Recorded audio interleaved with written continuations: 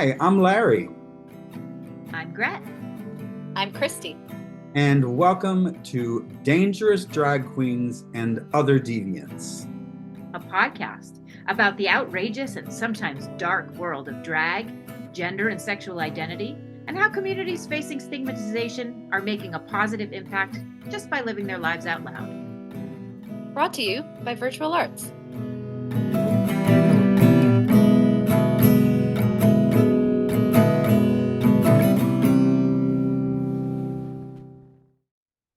Hi, everyone. I'm Larry Pellegrini, and I'm the Executive Director of Virtual Arts. I'm Gret Gonzalez, Artistic Director. And I'm Chrissy Patty, Director of Operations. Virtual Arts is a theater company that enables artists and audiences to connect through cyber performances and web-based events. We started this company in 2020 when theaters nationwide were shutting their doors. And we did it to keep theater artists connected and working. But since then, we've been producing projects for a virtual audience and finding ways to push the digital format to the limit. Welcome to our newest venture, the pilot episode of Dangerous Drag Queens and Other Deviants, a monthly podcast where we look into the outrageous and sometimes dark world of drag, gender, and sexual identity, and other communities currently facing bias and prejudice. We're also going to bring the fun with guests like Logan Slaughter, ex-drag queen extraordinaire, Helen Giorgio from Buzz Talent in London, and a group of Florida drag queens who've been fighting for their rights. In today's episode, we'll be speaking to Susan Campanaro, creator of the character Lavinia Draper and former club kid. Larry, of the three of us, you've known Susan the longest. Why don't you give our listeners a little bit of history on how we all got connected? Well, we all got connected through a play called Tony and Tina's Wedding. Never heard of it. I mean, Susan, I remember meeting sometime I was going to say like in the 80s in New York. And she was playing every single role in Tony and Tina's Wedding. She was just this powerhouse. And she did extraordinarily different characters for each piece. And I went, who in the hell is this? And where does she come from? She's been a part of my life for a long time. And always have enjoyed knowing her. She's fantastic. I remember the first time I saw her at Tony and Tina's Wedding in New York, and I want to say she was Connie, who's the pregnant bridesmaid. Just hilarious. I right away was like, this woman is just the funniest. For those who don't know, Tony and Tina's Wedding was an off-Broadway show that ran for many, many years. It is where Larry, Gret, and how we're all connected. I was stage managing it in New York in the early 2000s, and Gret, I'll let you give your story. Yeah, I was a performer in Tony and Tina's Wedding, Las Vegas from 2005 until, 2019 on and off. I think you got fired in there I somewhere. got fired and rehired. I Yeah. was banned for a little while. It happened. Well, by me. But yeah, that is how we are all connected. And then Larry and Christy and I founded Virtual Arts in 2020, and Larry introduced Christy to me, and then the two of you introduced me to Susan. I think one of the things to remember with Tony and Tina's Wedding and the experience with all of us, which certainly includes Susan, is that, I mean, this play has been done everywhere, from in a theater, in a church, on a boat. I've flown to Omaha, Nebraska and done it for one night. I've flown to New Orleans and done it for one night. It's amazing how flexible the piece is, and people knew it so well that they actually could go anywhere, and people could just fit in. And you learn about improv, and you learn about the world, and we've all remained friends. It's a huge family. Absolutely. Yeah, it's a unique piece that people think, oh, it's just a couple Italian families, so that must be the long and short of it. But no, there's so many diverse characters in that show that you really do meet a huge range of people who can do a huge range of things. And I can imagine Susan in all those different parts being larger than life. Susan, who is quite amazing and has really found her footing in the drag world, is extraordinary. And I think it's time that we should maybe bring her on and talk to us. And now here's Susan. Well, so here we are at Dangerous Drag Queens with our fantastic Susan Campanaro. Hi, Susan. Hi, Susan. Hi, thank you for having me. It's always great to have you. And you and I had a little conversation last week, and we began to talk about the summer of 1988. So I thought that we should kind of begin back there with your history in New York, and also the history that you have with people who are in the drag community. Well, it started the summer of '88, actually the day that I arrived. I took an Amtrak train from West Palm Beach, Florida to New York Penn Station and met my big brother, John, Giovanni, from Giovanni Sacchi Hair Salon. And he and I immediately that night went out clubbing. We went to the biggest nightclub in the summer of '88, which was called the Red Zone. Mhm. And I was wearing a little frilly mini skirt, a boot top, a pill bottle hat, probably very high shoes. And it was June 1988.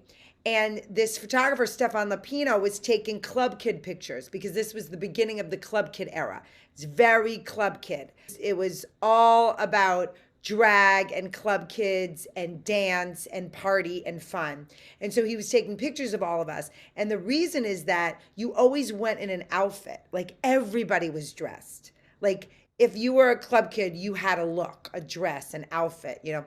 And at the Red Zone, all of the drag and the club kids that were quote unquote popular would sit up on the stage like VIP, you know, and Kiki and Hang. And like if you got on the stage, you were like one of them. And that summer, on Bastille Day in the meatpacking district, they would award the Queen of Manhattan. And the Queen of the Manhattan in the summer of '88 was Cody Ravioli. And Cody Ravioli was this beautiful girl, the first trans woman I had ever seen, who showed her breasts that day and was the Queen of Manhattan. The next summer, it was RuPaul was the Oh, wow. Queen of Manhattan. This was before RuPaul was like RuPaul that we know today. Oh, yeah. Lady Bunny was more popular, or not more popular, more famous because she created Wigstock. And Right. Wigstock was down in the East Village, and it was just a small kind of like festival. And the main thing about it was you would go in lingerie. Like the thing was you would show up in lingerie, sort of like the Mermaid Parade, where everyone dresses like a mermaid. But it was like, oh, you go to Wigstock, you wear your lingerie, you know, drag queens perform on stage, you know, maybe Cyndi Lauper. But then it blew up, and now it's no more. Now there's no more Wigstock. It was a wonderful time in New York at that point. Oh, yeah, yeah. Well, it was an incredible time in Even New though York. it was the even though it was there was the AIDS crisis kind of going on with in there was really a sense of freedom in New York. Right. I mean, so from the summer of '88 to going into the early '90s, there was a lot of, you know, a lot of deaths. Was there a division then between the drag community and the trans community at that point? No, we knew that there was trans girls or trans boys, but we didn't talk about it. It was just what, you know, just was what it was. Everybody was different. Everybody was queer. Everybody was partying. And that's the sort of atmosphere that I believe is on a resurgence now that I see because I've been hosting this Muse Monday night at the Stonewall Inn.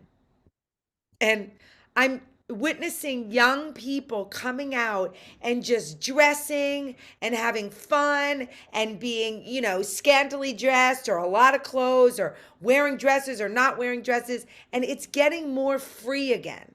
Christy and Gret, what you were both about 20 then, right? I mean, 1988, were you 10? I don't even know how old are you guys? Okay. I was young. I was young. I was in double digits, but I was young. It's funny though, I do have some experience of the village at that time because my grandparents lived there and it's where my mother's from. So like, we would go to the Halloween parade every year. And so it was just always something natural for me. I'm used to like seeing this from growing up every year. This was a great, wonderful celebration and something really fun, and we always loved it.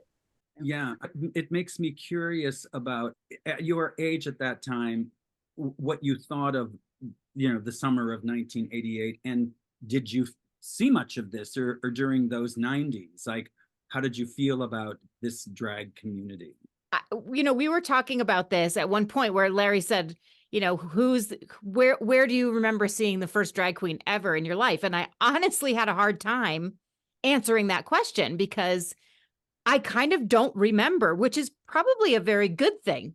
I just feel like, I grew up in a theater community. I was always surrounded with people who were doing their own thing, and in their own way. And so I kind of can't remember. I do remember that the first time I ever saw like a large gathering of drag queens was at the New York City Gay Pride Parade somewhere in the 90s. I think it was mid 90s, I would say.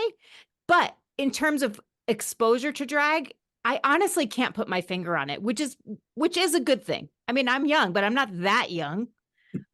So I do feel like the fact that doesn't like pop in my mind might be a good sign. Yeah, well, I think that, we were talking about, RuPaul's Drag Race and putting it so on the map. Like we always I believe we always in our TV history or in our history of fun, we have seen, drag or LGBTQ performers, but I think that it got so put on the map in the world with the RuPaul's Drag Race. Back in the day, the club life was the dance and the party. Mhm. And the drag performance was like one performance, like a phenomenal, crazy thing. Like one time I saw this wonderful African American woman pulling, anal beads out, like whatever, like something crazy happens. And then it would just go back to dance. Well, it was a rare breed. I mean, if you ever saw anybody in the day in drag, it was shocking. Where today, it's, I mean, I live in Portland, so I mean, the amount of shockingness that I see is amazing. But you had to almost search it out in those 80s to find that community. And when you did, the further kind of in that you went to the smaller clubs to the get to know more people, I think the more fascinating it became. So there's the Stonewall Inn and then there's the Stonewall Park. And during Gay Pride Month, about 2 years ago, I hosted a couple of afternoon performances with some of the trans, you know, long time, like 72, 73-year-old women that are in the community. And we would do these performances, and, they say, like, girl, I've been doing this since the 60s. I was there when the brick went through, like, it's not new. It isn't. It's like when Will and Grace came out, you know. We'd already seen Billy Crystal in Soap, but of your generation, you don't remember Soap.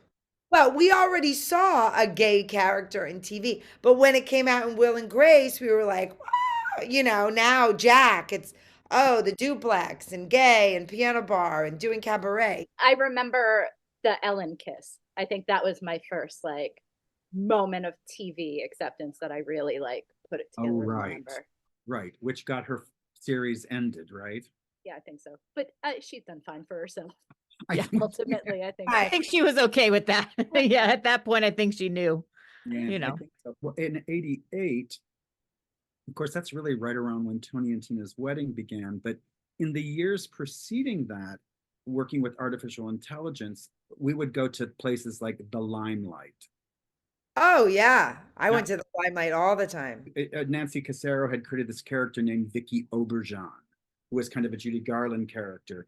And we would always go there And it really was a remarkable world at 11:30, 12 o'clock, 1 You o'clock. never went out before 11:30. And then at the Limelight, there was the VIP room. So what would happen was, you would go there and there'd be the huge dance floor. And then there was the second floor, which was like a lounge. And then there was the VIP floor where you would want to get into that floor.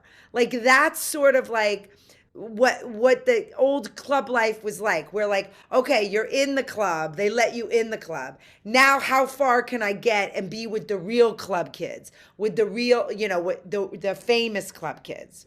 Let's talk about this, bring the fun back. Because I think that in every aspect of our lives and our being today, I think it's a very important, slogan to remember, because we're always going after the deep and the dark, which of course I think is also important, but not enough time is really given to the fun. Right. I think that we've gotten very serious. We've gone through some really hard times. Politically, we're like polarized. We went through the pandemic. And what's necessary is the fun. But what happened was, like any movement or any change, people got very serious, like, what are you? Like, are you a cis drag queen as Lavinia Draper? Are you a cis woman? Are you doing drag? Are you a king? Are you a drag king? All these kind of things, and it became very like, what are you? What are you? You have to tell me what you are. And I can't do that because I am just me. Like Lavinia Draper, the character that I created that was in the club life for the past 25 years. Yes, she was there. Therapy 10 years, 15 years on Fire Island, Stonewall 25 years, Duplex 20 years. Yeah, that's who, but she's just another person. It's not cis drag, it's not this. So I'm only bringing that up that I got into a little bit of trouble with that. Like, I, the what are you thing. And I wasn't willing to say what I was. I mean, I'm a character. I'm playing Lavinia Draper. She's a fully developed person. Or I'm Susan Campanaro, a fully developed person. But when people are trying to make a point and make a movement, there has to be some seriousness around it. Once it's all figured out, and everybody's relaxed and everybody's got their pronouns down and everybody's being accepted, then the fun comes back. And that's what I see is happening. And you're saying that's within the community, because certainly outside the community, we're not necessarily all the way there, but you're saying within that In the community. community. Yeah, Yeah. right, Like right. the club life was getting a little bit rough, Sure. It was getting like, okay, this is not fun. This is getting too serious. Mm. What we really need is acceptance, self-acceptance, but we gotta have fun. Right. And I would especially think that as when you're surrounded by your own community, that's the place that you really do want to be able to just let the rest of the world go and have less worries. Yeah, but it has been these past, couple years through the pandemic that all of this rise, the Black Lives Matter, the Trans Lives Matter, the changing of the flag. I mean, all of this stuff is new. Even my gay friends that are in their 60s and 70s, I mean, they've had to adjust. Yeah, I mean, I'm a gay man, but it's like nothing anymore. Right, but you remember when it was a thing where you had to fight for the right to be a gay man. Yeah, and that's not ancient history. No, it's That ancient history. And for me, Portland is the first place that I've ever felt comfortable to hold one's hand. Oh, that's And wonderful. never felt comfortable of course, never in New York. And I don't know why, but I was gonna say, and you've lived in some pretty, Yeah. liberal cities. never in Hawaii, never in, we've lived in many places, but there's just a much more relaxed feeling about all of that. And, at a certain age, you're like, okay, well, what are they going to do? Shoot me? Right. Maybe. In an effort to bring this towards the end and keep us on the fun side, we thought we'd have a little segment of rapid fire questions. Susan, as you mentioned before, you have this fabulous character, Lavinia Draper. So I'm sure for many years you can pull on your experience from that and just kind of answer these in a quick one or two, whatever pops into your head first. So we'd like to know first, what's your favorite accessory to perform in? A bikini. Ooh, yes. Love it. When you want to look super glam, what's one makeup item you use? Glitter. Love some. Of course. Do you have a favorite pair of heels and what are they? Oh, my favorite shoes. Well, they're really platforms. I just bought them. They're gold platforms, very thick heel, and then a thick wedge, and you just go into them. Do you have a favorite audience that you've ever performed for? The greatest times in my life have been hosting the Stonewall Float 2 years in a row with a microphone in front of thousands and thousands of people saying, I'm Lavinia Draper from the Stonewall Inn. The other is the main stage at Denver Pride Fest. When I come out and I say, hi everyone, I'm Lavinia Draper from the Stonewall Inn in New York City. And they go, what? Anything at the Stonewall Inn and Denver Pride. It's the greatest times of my life. That's wonderful. Thank you so much, Susan. Where can folks find you if they want to see you perform or learn more about you? Well, my Instagram is Miss Lavinia NYC. I have TikTok, Instagram, and Facebook. And I'm always at the Stonewall Inn on Monday nights. Then I've got like cabaret shows all over the place, different times. But if you want to see what I'm doing, you just go to my Instagram, Miss Lavinia NYC. And then I'm going to be in London at the end of July and Edinburgh in August with my show, Doing Time with Lavinia, composed by Lynn Portis. Like, if I can say anything to your listeners who are maybe entertainers or want to be entertainers, the main joy is the freedom and to not care what other people think of it about you. Because if we're having fun, they're having fun. Whenever I've seen you host, your audience becomes a reflection of that joy that you have. You just have to be joyful. Well, thank you, Susan. Really, really appreciate it. And we're going to look forward to talking to you again and also for seeing many more fantastic drag entertainers. What a fascinating interview with Susan, right? She's so great. Oh, God. I love it. She's so awesome. So part of this podcast we wanted to do is talk about current events and what's going on in the drag world as we're recording. At the time of this recording, one of the latest things that have come down is a Texas case, which is called, I want to get the name right, Spectrum WT versus Wendler, which has to do with the West Texas A&M University being banned from putting on a drag show. Have you guys been following this? Do you have any thoughts? I mean, aren't college students old enough to decide that they want a drag show? Did they really need like the president of the university to tell them that they can't? Right. And his argument is so interesting. It's not one I'd heard before, and maybe you guys have, but his claim that drag is somehow misogynistic or a parody of gender norms, and so therefore is sexist, is just really interesting. I hadn't heard that take on drag before. And have you guys heard that before?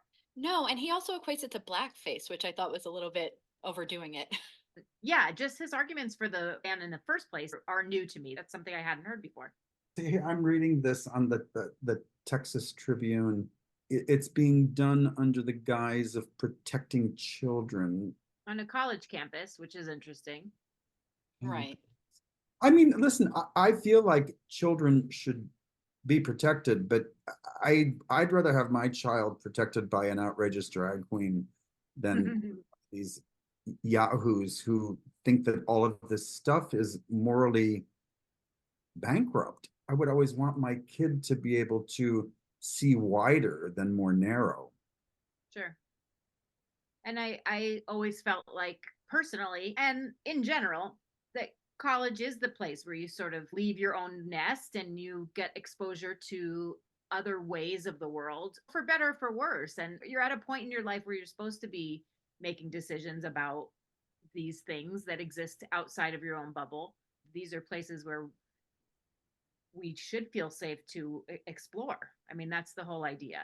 In this article, it says for young residents, the events over the last few years have made it clear that the mere existence of queerness makes some people upset.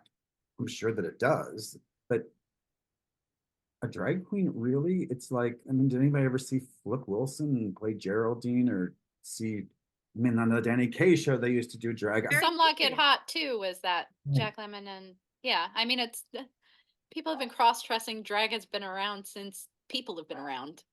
Right. Yeah, and you do think that a university is a place where they would want to foster diversity and curiosity and learning about other ways of being in the world, and instead it's being squashed. And this is a public university. I mean, I think that needs to be said. It's not a privately owned university. It's not a privately run university. It's a public university, and they're making these blanket decisions that affect anyone and everyone that would participate and go there. So it's mind-boggling to me.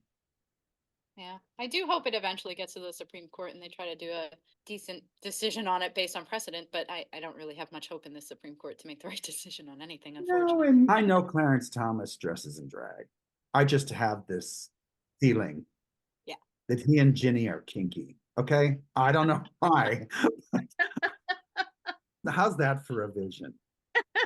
In their mobile home, their RV. It's like, just leave people alone. Let people be. I mean, we have to let them be who they are, don't we? Oh, of course. And you don't have to respect it, but you can respect that that's their choice. And I Is think that's part of it. When you are exposed to it, unless you go in with a preconceived notion, there's no way you could walk out of a drag show with anything but fun and joy and laughter and being amazed at talent and that kind of thing. If you don't know that because you've never actually experienced it, shame on you for making decisions about something that we can tell you don't have much experience with. I mean, quite frankly, that's what it feels like to me. Yeah. Or maybe they have too much experience. Maybe that's it. Listen, more battles to face in the world. You never know nowadays, and that's okay. We'll figure it out. It's so great to talk with you guys about this. And I love these discussions because there's so much stuff going on. I love being made aware of it. And thank you, Christy, for bringing this up. I really appreciate it. Well, listen, I look forward to the next episode. Let's see what kind of wacky, weird person we can get The on. wacky weirdos, they're the best. Thanks, guys. Talk to you soon. Don't forget to like and subscribe to Dangerous Drag Queens and Other Deviants, as well as Virtual Arts on Facebook, Instagram, X, and YouTube. And be sure to check us out at www.virtualartsproductions.org for all our latest projects. And if you like what you hear, please share it with a friend. That's all for now. Keep living dangerously and on your own terms.